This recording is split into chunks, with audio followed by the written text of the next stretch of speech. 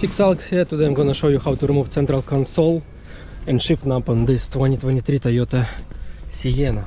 And the tool that you guys gonna need, probably just something small like this little small pick tool.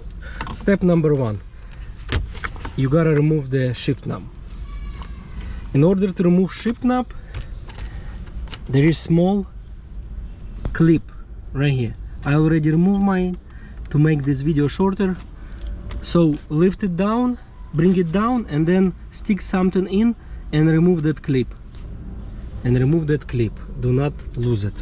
And then lift your shifter knob up. After that, you're gonna need to remove those sides panel.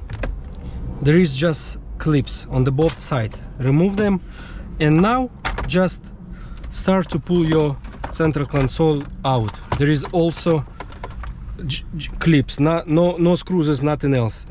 It's gonna be one connector on the bottom of your central console. It's gonna be connector right here, and that's it. That's how you remove your central console, guys. Thank you guys for watching. As you can subscribe to our channel, comment what else should I record next about this car. Thank you, and probably bye. Then just I'm gonna put everything back, connect this connector, slide it in, slide it in,